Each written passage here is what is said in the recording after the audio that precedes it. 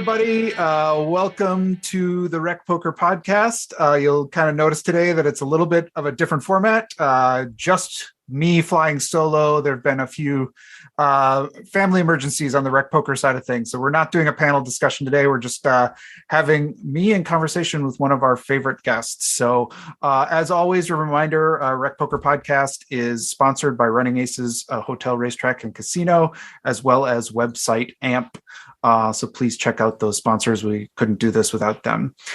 So without further ado, I just want to bring our guest into the show, welcoming back Ryan Laplante to the Rec Poker Nation. Ryan, how are you doing? Doing great. Yeah. No, everything's going really well. Things are really kicking off here in Vegas. Like over the next, today actually I'm playing a $2,500 buy-in. And over the next month, I'm playing another 2,500 to 3,500, some big 1,600s, 10K, 10 mil. It's popping. Yeah, actually the next month of poker is the busiest month in Las Vegas outside of the World Series. So really, it's pretty insane. Yeah, it seems like they've got some amazing schedules going on. Just really. Do you feel how do you feel like the poker? I mean, does it feel like? Is it completely back to normal? Are there still some sort of back? I would say it's back to normal here. Yeah. I mean, Vegas recently just got rid of mask mandates, and the Strip now has really been super busy. So it feels like it did, in the olden days. Right. Back. And also I feel as though everyone's just kind of over everything as well. Everyone's a lot more upbeat and happy, and it really does feel like everything's just back to normal, which is very nice. Obviously there's still some risk and all that jazz, but I think it's lowered enough that unless you have really bad comorbidities or you're immunocompromised, poker is here, it's back, we're going strong, and I'm really excited about the next 6+ weeks of stuff I get to play. It's great. Do you see field sizes? Do you think they're back to comparable? Yesterday I played a one-day 1,100 at the Venetian, and it had 200 entries. Nice. Wow. So one day 1,100, 200 entries. Wow. I mean, obviously it's at the start of all this stuff coming up, but it's just every tournament that's been ran the last month has been hitting no problem, really crushing pretty decent size guarantees too. Everything else that's been going on, like that MSPT event last week, had 1,100 entries. So, things are going really strong. And the next, Wynn's doing the 1,600 mystery bounty next week. I would put the line at minimum 1,000 entries for that. And wow. It's going to be massive. And right now there's the online circuit starts today. There's a 2,500, and then next week Wynn starts. And then there's also, I think the US Poker Open is in March as well. And then also in March, there's the first live circuit in Las Vegas since COVID started, the Bally circuit. There's also an Orleans series. There's just the next month and a half here is insane. It's ridiculous. So as somebody who lives in Vegas, how do you sort of differentiate? How do you decide which ones you're going to play, which ones are just going to take a break? Is it just sort of up to your own schedule, or are there ones you actually set aside and be generally just up to my general schedule? But honestly, I usually prioritize win stuff because I really want to win trophy. I usually prioritize bigger buy-ins as well. The online stuff, it just depends. There's this online circuit, and playing online and live at the same time can be dicey at times. So for that, it just it's today's circuit event, I probably won't play it unless it's a turbo, which it actually might be. I think usually the Friday or Saturday event's a turbo. If it's a turbo, I'll play it. But I just like playing a larger buy-in and then playing online at the same time. If it's one of the multi-flight 600s, I don't care. But if it's a 2K or something, I'm just going to focus on live. But yeah, for the most part, I would say I tend to focus on higher good value stuff. The US Poker Open stuff, I'm not going to play any of it. It clashes too much with really good 800 to 3Ks. So why would I play it? But if anytime, if I have an option to play a 400 or a 1,600, I'm almost always playing the 1,600, essentially zero exceptions. Right. Right. And speaking of, just kind of continuing on, I was going to ask this later, but continuing on the Vegas theme, the last time we spoke with you, you were talking about getting ready to gear up for the WSOP, which was in town in the fall. Yep. We're kind of still waiting with bated breath for the schedule to come. And, hopefully it's going to come soon because we're all trying to figure out. I mean, Kevin Matt said next week. So did he? Oh, that's good. That's good to hear. All right, cool. So, seems pretty likely. But what do you what are your thoughts on the upcoming summer? What what's in store with us? The new place, new venue. Is this a good thing? Is this a bad thing? I think it'll be great. I think it'll be great. The one thing that I personally am going to dislike about it is my favorite restaurant is this Japanese place called Izakaya Go, and it's right by the Rio. And even on the hour-long dinner breaks, I could go from the Rio, get there, order, eat, get back, and have like 5-10 minutes to spare always. So I never had an issue eating there, and now I'm never going to be able to eat there. And I didn't do that dinner break all the time, but maybe I did it once or twice a week, which, that's the one thing. But honestly, besides for that, every other aspect of it is better. The venue will be a lot bigger. It's nicer and newer. It's better kept up to date. I feel as though WSOP will also do things like maybe get better chairs for the most part. So using those same shitty ones, maybe being at a new venue, we might actually have new chairs and updated stuff a little bit. I feel as though the layout in general is going to be better. I also like the food options, at the Rio, you had technically 7 options on the strip, within a 15-minute walk from Bally's on dinner break, you're going to have 200 plus options minimum. And a decent number of them you'll be able to use points at, or it's the outside spots, or and honestly, there's a lot of incredible food options there too. So it's just I feel as though dinner breaks and stuff in general will be better. The only thing that might be a little annoying is leaving is going to be kind of a pain when a tournament's done and everyone's leaving at the same time.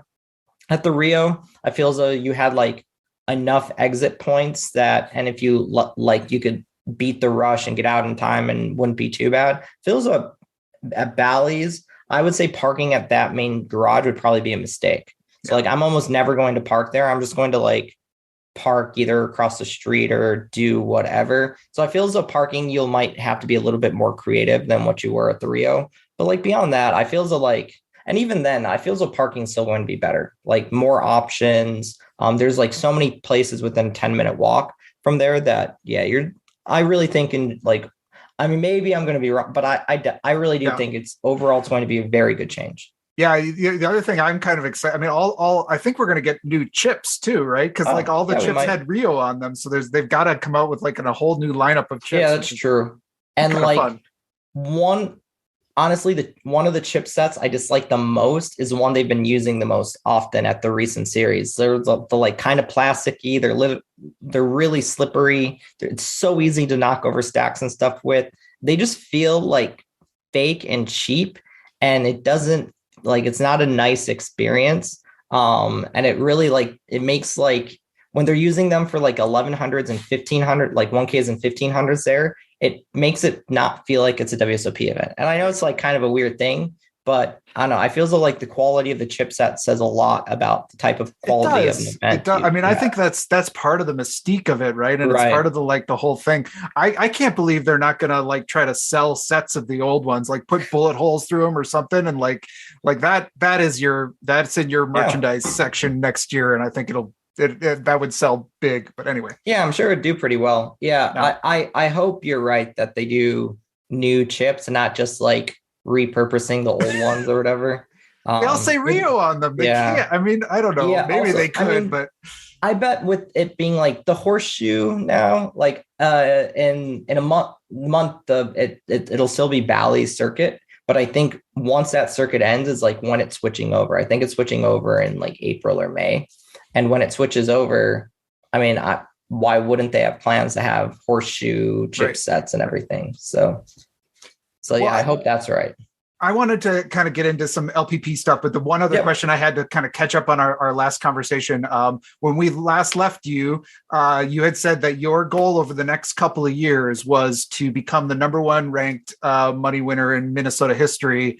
How is the grind going? How is that goal? I'm very close. Yeah. Blake Bohn's got to watch out. I'm right behind him.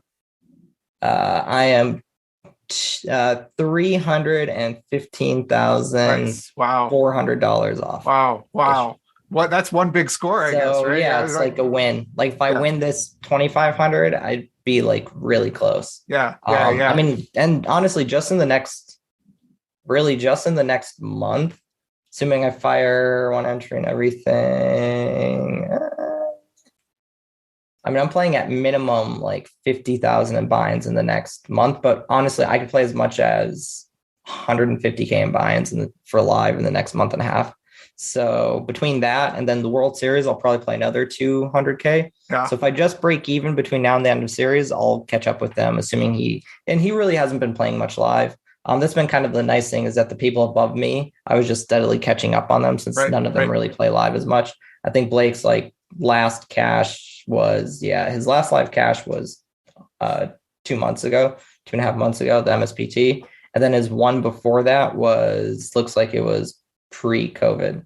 So he really hasn't been playing at all, at least not live. So yeah. I mean, I like my chances of catching up this year. Yeah, I mean, we've had Blake on the show. He's a friend of the show, but definitely cheering for you on that. It's a really great goal. And it's been a goal of mine since my first live cash. It's been a goal of mine. Wow. That's ambitious to start from the first live cash. That's amazing. Okay, well, let's talk about LPP. Like, what's new at LPP? Learn Pro Poker, for those of you who are kind of first time listeners. What's new at Learn Pro Poker? So we've teamed up with Dara O'Kearney and Barry. I'm blanking on his last name. Barry Carter. That's it, Carter. Yes. Yeah. So, but we've teamed up with Dara O'Kearney. I think Dara is like one of the best in the industry with ICM. I mean, I'm pretty sure for satellites, he's one of the winningest satellite players. I think the only person I can think of that probably has maybe won more in satellites are like George 95 on Stars back in the day. Like there's a couple guys that were like Cinco regs that played the Cinco hyper satellites. Those guys have probably won more. But in terms of like scheduled tournament satellites, I think Dara is either the biggest winner or one of the biggest winners. But on top of that, he also has a great book that focuses on ICM. It's called he has a satellite course, a satellite book, and a satellite course. It's actually on Learn Pro Poker. And then he also has his ICM book. I want to say it's like final end game, right? Isn't end game. Yeah, that. So I've gone through the book. I really enjoy it. I like him as a person. I think he's a great player, but also they put a lot of work into like the math and theory that goes into ICM. And that's something that I didn't really know myself. And as I did for the post-flop content that I'm doing for ICM content is if I'm not great at something, I don't want to just like put it out, be like, hey guys, this is good stuff. I want to first learn from people that I think are some of the best in the industry and work with them to provide content that I actually think is top quality. Because if I'm not providing top quality, what am I doing? Like, I don't see a point to it. I don't want to just push out shovelware. So we teamed up with Dara. And honestly, essentially what I'm doing is I'm going through his book and taking out content from that and going, oh, hey, this stuff's really good. This is where we're starting point. This is what we need to work on. And then I'm just building videos based around that with his input.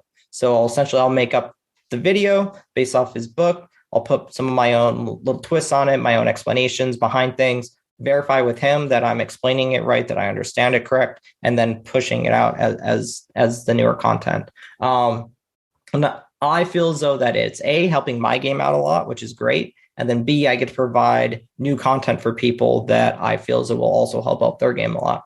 And then as well, since some of the post-flop content that we had on LPP was pre-RTP having this much bigger Range Trainer Pro, having this much bigger database. Now we have like 130 spots fully solved or something like that. So I'm now using RTP to build out more of our post-flop content as well. So I'm doing more post-flop theory videos. You name the type of situation, I'm adding it. And then we're doing ICM content as well. And I feel as though both of this style of content is the stuff that's really been missing from LPP in terms of our theory side of things. So I'm really happy that I'm finally at the point where I can kind of, quote unquote, finish getting at least a little bit of everything on the site.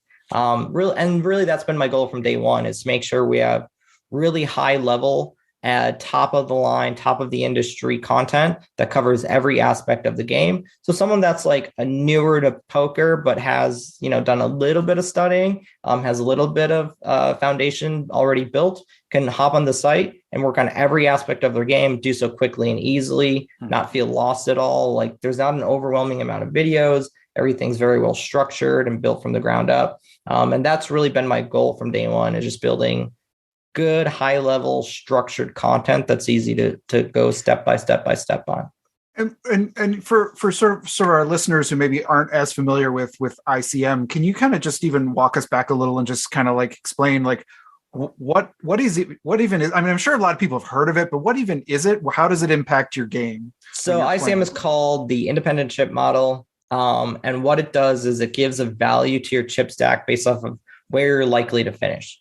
So let's say you have a final table and first place is 10,000, second place is 7,000, third place is 5,000. So 10, 7, 5, and you have 3 people left. They each have equal chip stack. The value of their stacks are going to be equal. It's going to be, it's probably going to be +2, +3. So it's like each person's stack is going to be worth like, I don't know, $7,500, give or take, right around there. And because of that, because there's like a decent amount of player pool up first, but it isn't all of the money, that means when someone does pick up a chip lead, they're not gaining an equal amount of chips relative to the dollar value. So let's say instead of having 3 equal stacks, you have someone that has half the chips in play, then 2 people that each have 25% of the chips in play. That person that now has half the chips in play didn't all of a sudden like lock up getting first place and gain. Because like if their stack at 33% was worth $7,500, their stack now that gained half its value isn't all of a sudden worth more than first place. It's not worth 11K. Right. It's not even worth close to 10K. In fact, it's only worth like probably $8,500 or $8,700, right around there would be my guess. And that's what we use ICM to do, is like, okay, so if I go from a middling stack to chip lead, well, sure, I'm quote unquote doubling here. What am I actually gaining in value? And again, the reason why this happens is because you don't get every dollar in the tournament when you win a tournament. You just get X percentage of the prize pool. So technically that last chip you earn is actually worth, depending on how much goes to first, but it's going to be worth anywhere between 1/10 and 1/4 of what the original first chip you earned was. So if first place is 25% of the prize pool, then that last chip you earn is only worth 25% of an original chip. So the initial chips you get are worth a lot at the start. And then as you get closer and closer to first the bubble, and then you get closer and closer to each different pay jump, and especially the final table bubble, and then each final table pay jump, ICM gets worse and worse and worse. So when ICM is the absolute worst and has the biggest impact on your decisions are nearing the money and then nearing the final table. So on the final table bubble, in the early stages of the final table, ICM is really bad. And right before the money bubble, ICM is really bad. How bad it gets, let's say you're playing a really big field tournament. Like let's say you're playing, say, the big 500 at the World Series, and you're pretty close to the money. Maybe say you're 10 people away from the money, and something like that, it might pay like, 1,000 places or whatever. Right. So when you're 10 people away, you're going to cash in like an orbit, less probably. You're going to cash in like 4 hands. So let's say you're in that spot and you have we'll say pocket queens under the gun on 5 big blinds. Pretty much everyone would go, oh yeah, go all in. Easy shove, 5 bigs, pocket queens, just rip it in. I'm pretty sure ICM is just a fold. And it's not even like a close decision either. It's like definitely a fold. Well, and actually, I mean, this is a really good segue to something that's maybe a more concrete example of this. This is a hand that I want to kind of ask your opinion on. This is a hand that I posted in our forums, and it kind of goes right into ICM spot. Perfect. And the reason I'm asking you is not to get free coaching, but really because our community was just wildly divided on this in terms of like, some people were saying, this is an absolute snap fold. What are you doing? To, this is an absolute snap call. How could you not, and I think there was everything in between, but it was like wildly divergent. Okay. So Okay. here's the situation. Where and I think part of this is the idea of like taking theory and then going into context. Yep. So let me give you the context. We are in an ACR tournament, and we're on hand for hand. So Okay. there are 46 left, 45 get paid. Okay. We're sitting pretty good. We're 15th out of the 46 left. We've got a stack of 31 big blinds. So we're doing pretty well. Do you know how many big blinds Chip Leader has? Chip Like Leader if you doubled up. Chip Leader had 78 or 9. So if you double up your like top 3 chip. Yeah, top 3 chips if I double up. Okay. And for context, there are 5 stacks that are under 5 big blinds. So there's people who are we're getting down to it. There's going to be some busts. Now, here's the context. So I think there we could talk about what you would do in this situation. I assume min cash is like 1.8 to 2x. Yes. Yep. Okay. Yep. I satellited in. It's a 215 buy-in and it's a 415 min cash. And there's 12 and a half K up top. Okay. So here's the situation. We have an absolute maniac at our table who has been abusing the bubble.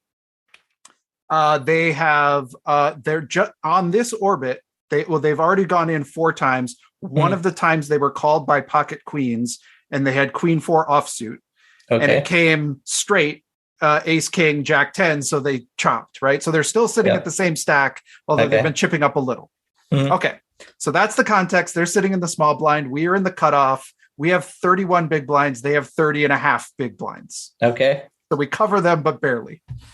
Wait, you do cover? And you said I cover by half a big blind versus this. How many players are at your table? There are 7, I believe. Okay, so you could probably fold 3 more hands before we're getting forced all in. Oh no, we're never. I mean, we're not getting forced all in because we've got. No, 30. I'm saying you cover them by half a big blind, right? Correct. Right. So then you'd be able to play 3 more hands before you're in the big blind. If you lose this hand. Right. Okay. So we have ace queen offsuit, folds to us. We min open.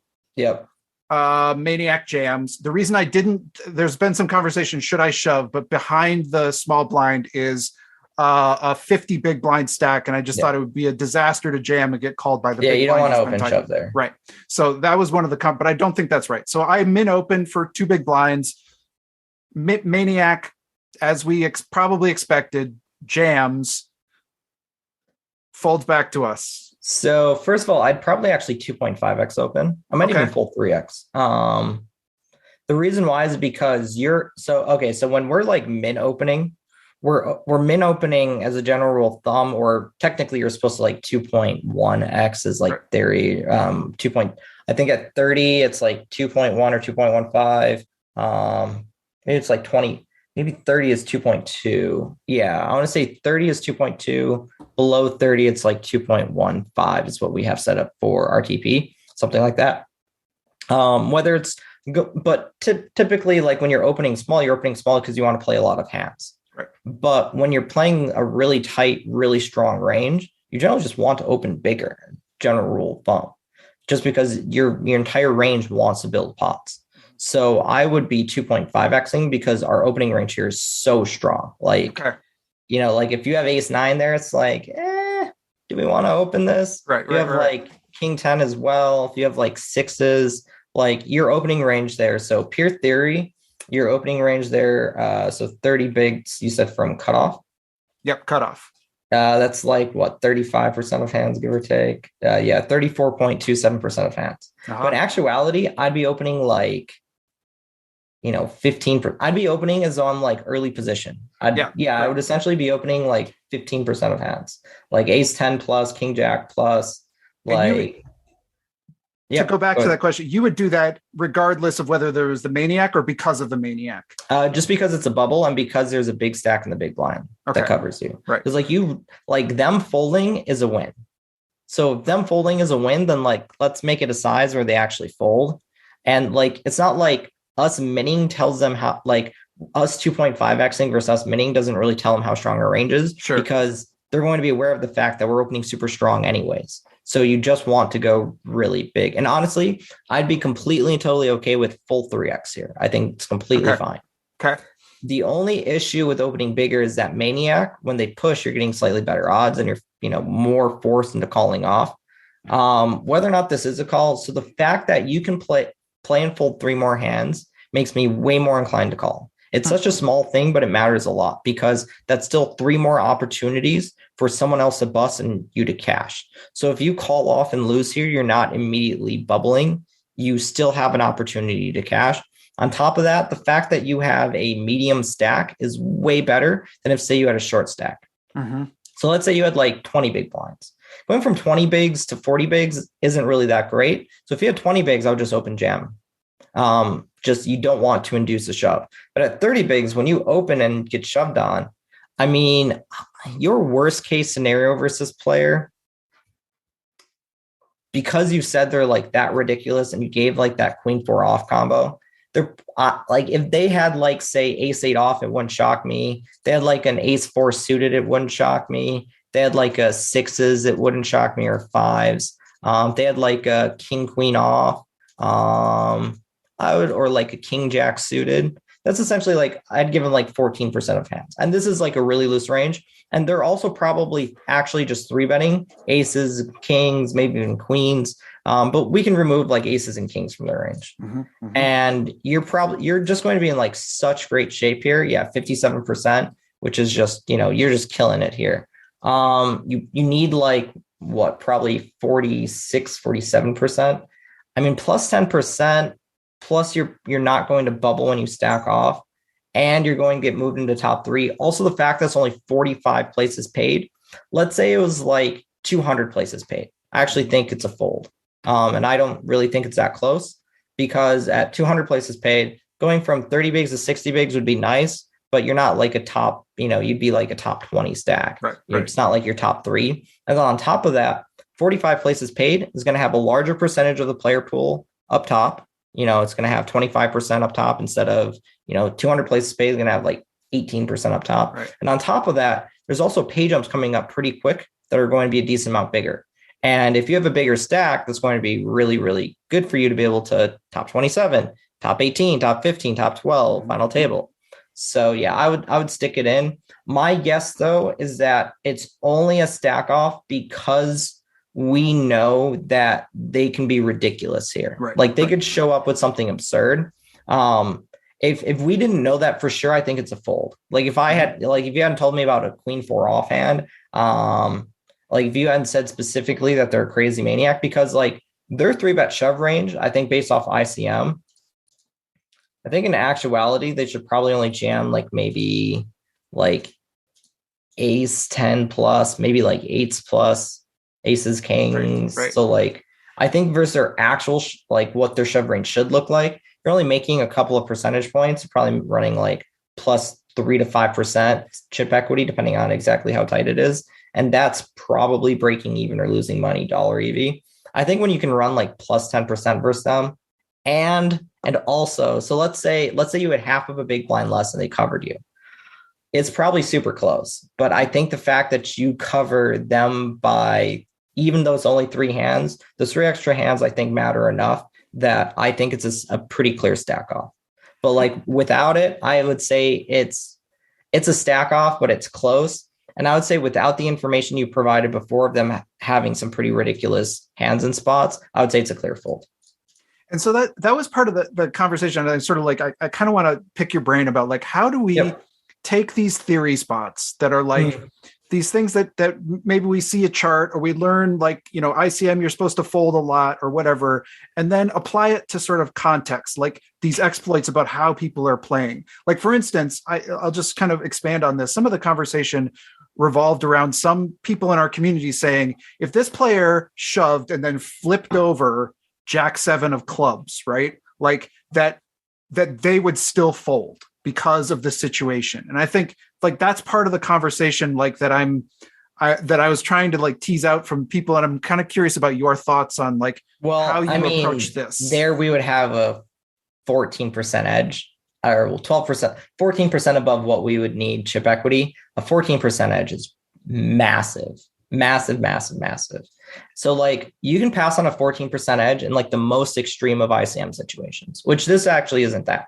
And the reason why this specific situation isn't that is because it's 45 places paid, because we're going from a medium stack to one of the chip leaders. Those two factors means ICM matters less because we're way more likely to top 3 the tournament. So essentially, even though our stack right now has a lot of utility, doubling up, we gain a lot of value. We gain a lot of equity. So I would say, let's say here, when you like double up, you don't 2x your stack value, you like 1.8x it, 1.85x it. So you near double it, but you don't quite double it. And when you go from like, say, let's say you go from like 20 bigs to 40 bigs here, you probably only like 1.7x it or 1.65x it. But here, because you're a bigger stack, and you're going to double up into one of the chip leaders, I think you do pretty close to double your stack, 1.85 to like 1.95 your value when you get all in and double up. And to me, that's what matters. To take like a static range. So this is where like studying poker is useful, but isn't the end all be all. Is you can watch videos and look at charts and do all these other things, but unless you understand all of the context that goes into every decision, you're not going to have a really good grasp as to what you're supposed to do in this spot. So like, although honestly, I think the spot is pretty clear. Like if you just put this into like HRC and put in every payout and put in every stack and you ran it, it would just say it's a call off. Yeah, it definitely does. I've run that and it definitely does. Yeah.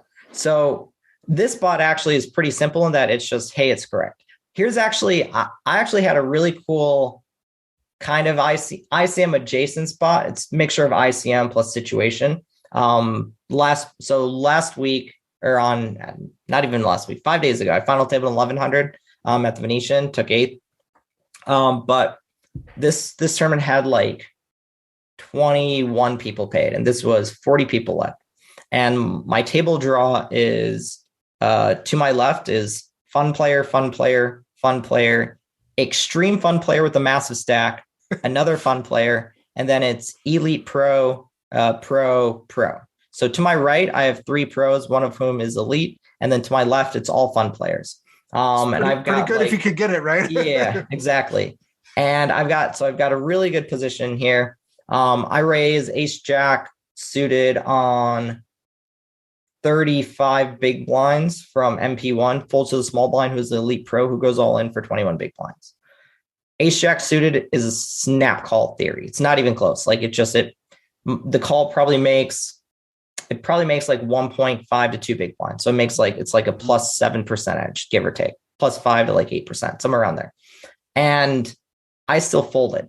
Mm-hmm. And the reason why I folded is because if I call off, I lose my stack's utility. I go from very nice stack, above average, chipping up pretty nicely, to well below average and, in a pretty dicey spot.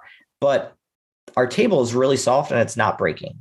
Right. And that really, really, really soft player has a lot of chips. And it's going to be really easy for me to win big pots from them. That's actually what ended up happening.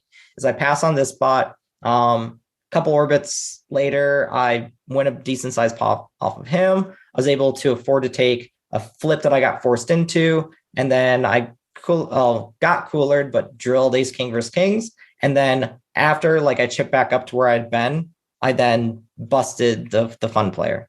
And me passing on this spot enables me a much higher likelihood to play with these softer players on my left, but especially that really fun player. Let's say instead, though, of me having this really, really soft table, said I had a really difficult table at the exact same spot. I snap it off. And that's to me, that's a part of context that can be difficult for most people to realize why it matters and to the degree that it matters. So pure theory, me folding ace jack suited there is I made a clear mistake, quote unquote. Right. But in the context of the situation, I don't think it's a mistake at all. And I would say that calling off to me would actually be a clear mistake. Obviously, if I had ace queen there, it's actually a call because I gain an extra 4%. And that's such a massive edge. But it's those differences that can be that can really make a huge impact. So the fact that this is a 215 on ACR, the fact that this is a more difficult tournament, I'm way more willing to take this type of situation, even though you satellite it in. Because like if you're not willing to like take a spot like this near the bubble, you shouldn't satellite into this tournament at all. Right. Min caching matters that much too. You should like see a very profitable situation and go, oh, I need to take this. Because when you're playing in really tough tournaments, you need to take every like realistically profitable spot unless your table is like really soft. So like this tournament I'm playing today, it's a 2,500. I get a table draw today where I'm just like playing as theory strong as possible, or I could get a table draw today where I'm passing on that ace jack suited spot. And ICM is just another layer on top of these decision-making skills that we have to, employ. So let's say, in that same $1,100 decision, instead of it being, close-ish to the money, but still a ways out, let's say instead it was like registration just closed, I probably call it off. Or let's say instead that like we just hit the money, I'm probably calling off because going from that 21 players paid to we're now close to the FT while our table soft is probably about to break. So then I have a lot less reasons to edge pass. Right. And it's this like give and take, being able to comfortably analyze each factor that goes into your decision making and then being willing to trust those instincts is what really can be the difference between someone being an okay player, a good player, a great player, one of the best. And like the players that are like really the best in the world can take all those factors into context correctly and apply it and do so comfortably. And there isn't really a quick, easy way for me to say, oh, hey, you just study this, you join LPP, you watch videos. No, you should do that. You should come to coaching sessions and do things like that. Like I have a weekly coaching session for LPP members and we can discuss this type of stuff, but it's this constant playing, studying, and discussion that's how like this type of stuff can really enter your game well. But I think that's great. And I think that part of what you're kind of speaking to though is like there's the theory out there, but there's also this sort of like contextual piece that we have to overlay on that, whether it's going for exploits or understanding our edges or understanding where we lack edges too, like where we're maybe behind, and like that can help influence how much risk we want to take, how much variance we want to take on. Like in that field, even I would be like, I'm probably not the best player in this field, and my edge is probably questionable at best. So good luck me. And like that's an important thing to be able to realize and just go, hey, this is a very tough tournament. Good luck. Let's go. Let's spin it up. Well, so, and I want to get into actually a little bit, change subjects a little bit, talk a little bit more about LPP as well. With the coach, you mentioned the weekly coaching sessions. Everyone should go check them out. Go sign up for LPP. You can do it through the Rec Poker affiliate link. I am a member as well. I attend when I can. I attended last week. Nice. And I think there was a really interesting conversation that came up during that.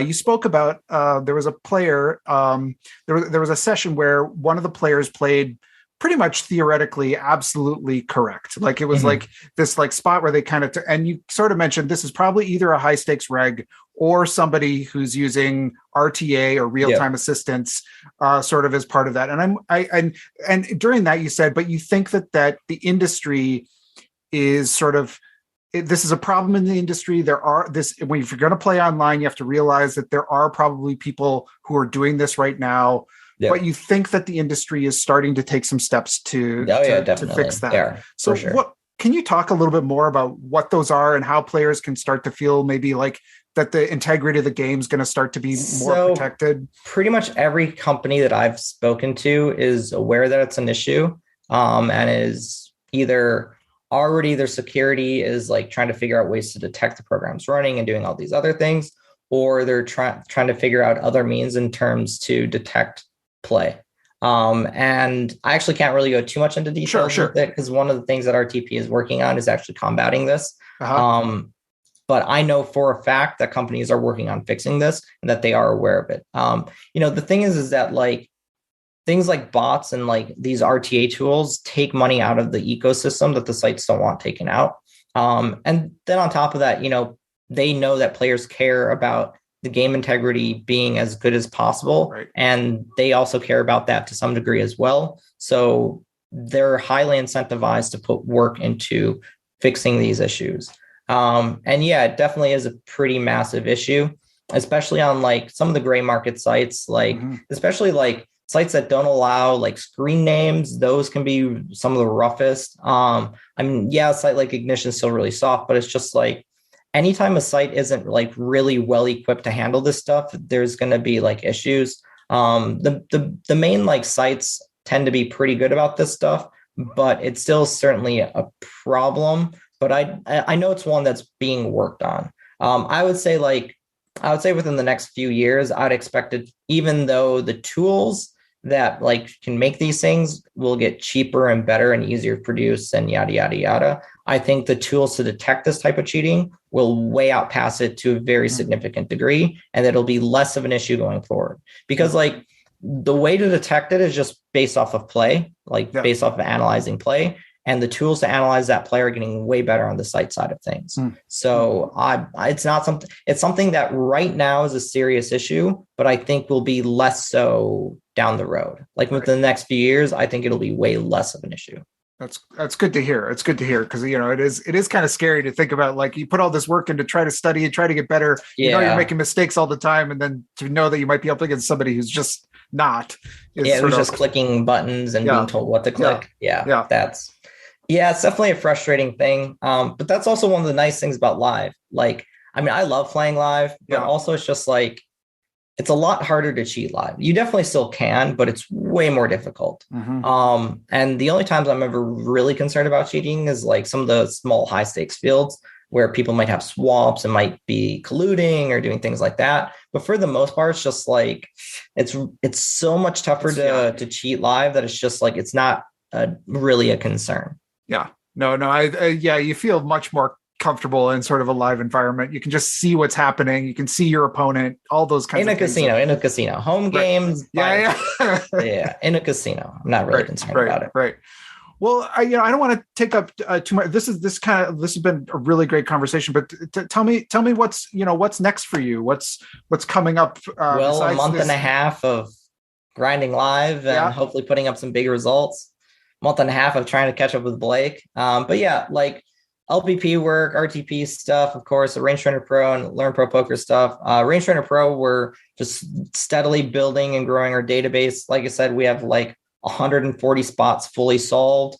Our tree is one of the best in the industry. It's solved to 0.5% exploitative, which is the industry top standard. And we're also one of the cheapest products. Learn Pro Poker is also one of the cheapest learning programs on the market. So if you want to work on your game, get LPP. If you want to really work on your game and try to become, a good winning mid to high stakes player, Range Trainer Pro and similar types of tools are a necessary requirement at this point. And I would say, doing solver work, you're way behind. This other thing about Range Trainer Pro, which I really appreciate, which I don't think maybe it exists elsewhere because I'm not familiar with all the tools. But speaking of RTA, your post flop solutions have this time delay on them, which I think is awesome. It's just like, it's not that annoying to wait for it, but it's just like it makes it so you can't do it while you're playing live, which is just awesome. Exactly. Yeah, that's one of the most important things to us. It's something that I really had to hammer into our dev that, you could have like these other things running to try to detect or see how often people are using it. But the only way to truly prevent cheating is a time delay. And it makes it a little bit slower to use, but you can also use the non-delay mode. So let's say I pick a spot and then I pick no delay mode. I can filter down to, as long as it's like 20 or more flops, it'll just randomly pick a flop. Right. So I can't just pick the exact spot, but I can do it quicker if I want to. Yeah, you can pick like I just picked hijack first button and picked, set the filters down to like 25 different flops, and it just threw one at me and it was immediate. So instead of having that 20-second delay, I get access to it immediately, which the reason why we actually put that in is as our training tool gets better for post flop, you'll be able to immediately study spots by picking up to 20 unique situations or more. And it'll just throw spots at you. It's still our tool is still like, in terms of like both sides, one of the best on the market in terms of being able to pick exact situations because we solve for all 1,755 unique flops. So if you don't mind waiting the 20 seconds and you want to see an exact spot, then you can do so. And honestly, if I try to, based off of our tree, if I tried to pick an exact situation and run it in PO2, instead of waiting 20 seconds, I would have to wait. Yeah. It'd probably take an hour or more on my computer. Yeah. And actually my computer, I think I only have 32 gigs on my computer. Maybe I have 64 now. I don't remember if I have 32 or 64. If I have 32, it actually wouldn't be able to, excuse me. If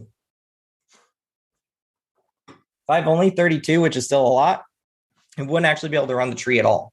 So if I had 64 gigs of RAM, it'd probably take an hour to run the spot. And to me, 20 seconds, a little bit less than an hour. Yeah, no, I mean, it regardless of how long, if you have to wait 20, 25 seconds, you're still saving hours and hours of time. Yeah. Plus somebody who's really thought about these spots and really thought about the trees.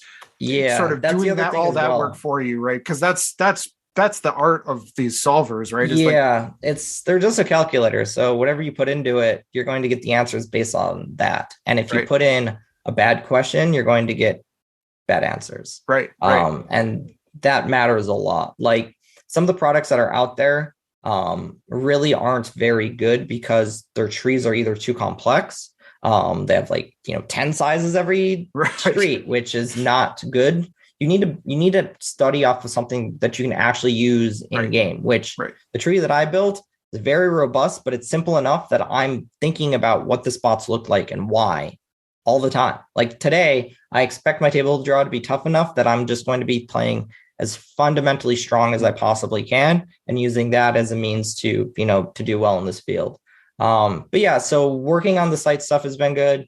RTP is also, we're in the process of possibly a pretty big deal that I can't really talk about. So that's been a lot of work and really next time. Yeah, well, hopefully. We'll see. But yeah, so been like a lot of company stuff happening. And what my own play has been, I keep making these deep runs and final tables. Like in December, I final tabled a 5K. But when you take fourth and the difference between fourth and first is $190,000. Yeah, not the best. Where the ICM comes in, right? Really actually, they're less ICM. Very top heavy. Very top heavy. Fair enough. Super top heavy. But yeah, I keep making a lot of deep runs, keep knocking on the board. But just got to grind through it, put in hard work. One of the things about poker these days, and actually some friends of mine were having a really good discussion about this yesterday. Buddy of mine was saying how it's kind of nice how back in the day, there weren't all these solvers and study tools, and you could kind of just figure things out on your own. And that's what everyone else was kind of doing. But to me back then, who you surrounded yourself with mattered a lot because you needed to bounce your ideas off other people and see what everyone else is doing. You need to be posting on forums and reading and staying caught up in that fashion. These days, you can just join a good training site. You can just use a good study tool like RTP, and that's it. You just do it on your own. Once you put in a lot of the base work, you get something like ICMizer and HRC. You can just study and do a lot of this stuff on your own and just grind through it. And a lot of poker these days, if you're just willing to work hard, surrounding yourself with good people will help a lot as well. But if you're just willing to work hard and grind, the world's your oyster. And also as well, the next few years for online poker in the US are going to be some of the best years ever. Especially the next 10 years. I do strongly believe the next few years are multi-state compact should happen this year. Yep. Going to get a lot of new online companies popping up as well, or companies that were only international, they're going to be in the US as well. So if you're living in the US and you're in a state that's just legalized online or is in the process of doing so soon. Close. Minnesota may be close. So I'm looking forward to it. So there's a pretty big memo posted 5-6 months ago by Caesars that essentially stated within the next 5 years, there will be 30 legal online states with gambling. And most of those are going to have poker. And if the multi-state compact does start this year, which it probably will, or next year at the latest, we'll probably have within 5 years 20 to 30 states with legal online poker in one compact. They kind of cleared some legal hurdle with that, I read. Yeah, right? the Wire Act. Yeah, the Wire Act ruling. So that's great. If you're just now getting into the game and want to really enter the industry, I think now is a good time to do it. Honestly, games are still a little tougher, and you definitely have to work hard. But if you're willing to work hard and you're passionate about it, I mean, it's definitely not a bad time. Right. But key hard work and discipline. If you're not doing that stuff, you're just that's one of the tough things about the industry. But also, honestly, one of the good things as well is that even if you are working somewhat hard, studying hard, and playing somewhat hard, if you're not doing everything else right as well, the gaming industry will still just eat you up. I'm not this isn't, by no means is this an industry where I'd be like, hey, you should quit your pretty well-paying job and come play poker. No, don't do that. It'd be terrible. Yeah. But if this is what you really, really, really, really want to do for a living, and you're in a position in life to take a shot at it, and you're willing to work really hard, and you're willing to grind through all the pain, downswings, and everything else, sure, it's possible. Yeah. I'm not saying you should do it, but it's not impossible these days. If anything, I would say right now is the best it's been in a very long time, and it's going to steadily get better. And while the last handful of years, the grind has been pretty tough at times, and while the industry has certainly, been going through some struggles, honestly, I'm glad that I was forced to toughen up and battle through the lean times, because now that there's going to be a lot more money in the industry and the games will be a lot bigger, a lot better, there will be a lot more legal options to play online. There should be some really, really good opportunities coming up, and I feel as I'm pretty well situated for it, as well as every pro that's been grinding through the tough lean times. So I'm looking forward to things. I just brought up one more question. I don't want to keep you all day, but one more question. I've heard you talk a lot. In fact, in your coaching sessions, you've talked a lot about how much that, you've looked at that variance calculator, how much sort of tournament play can really, catch up with you. You can be doing everything right and still be, in a downswing or whatever. Yeah. I'm curious, do you recommend that players play a mix of cash and tournaments to sort of balance that out, or what are your thoughts on that? My suggestion is either you have a very, very large bankroll for the games that you're playing, and you can handle losing for 6 months plus, that you can handle, paying your bills and downswinging at the same time, no problem for long extended time periods, or you have side income coming in. So passive income of some kind, investments that pay dividends, businesses, or doing things like grinding cash, have some other sense of income coming in. Most people that I know in poker, at least most people I know that play tournaments for a living, usually either have a massive bankroll and that's all they do is just play tournaments, or they have some other set of side income coming in, whether it's coaching or side gigs or whatever. I feel as though that from a mental standpoint, it helps a lot, because when I'm in a long extended downswing, like I have been, it doesn't matter as much, because I know I'm going to pay my bills. So, me doing well or not, it's mostly about ego. I want to do well. I want to be successful. I want to pass Blake Bohn. So my ego really wants me to, to put up results and get final tables and scores, but it's not going to change my day-to-day, whether I hit a score or not. It'll help. It'll be nice. I'm not saying it's going to do nothing, but it's not going to make or break me.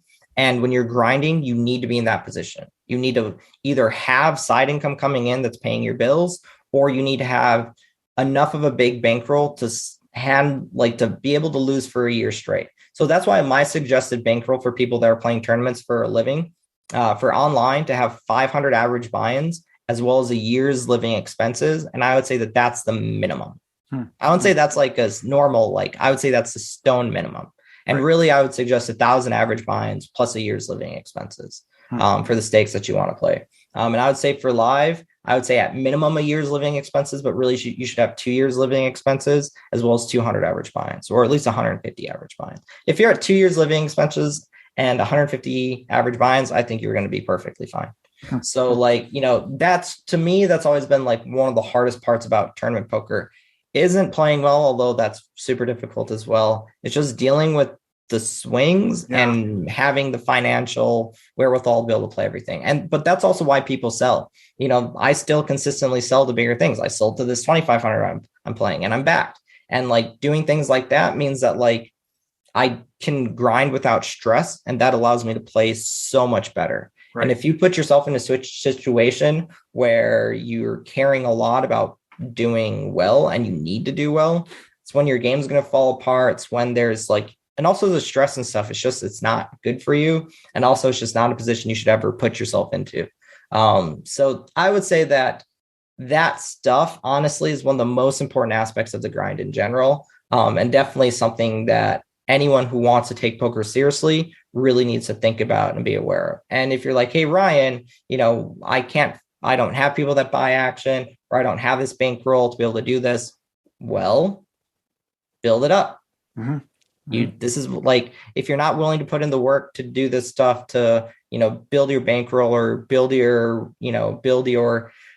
group of people, build your community that's willing to do this stuff or help you out or do whatever, then you're not in a situation to seriously have a legitimate shot at being successful. I'm not saying like, yeah, there's plenty of people I know of that, took these big shots and hit big scores and now have these big bankrolls, but they're also the same type of people that, because they were willing to put themselves into those situations, they're also the type of people to dust off those bankrolls, to no longer, to give back all that success, or to, you hear about the success stories, but behind every success story, especially in poker, there's like 20 failures. Mm-hmm. And if you want to take it seriously, you have to put in the work in every aspect, your poker game, your studying, your away from the table work, your discipline, your buy-ins, your everything needs to be in line. And even then it's not easy.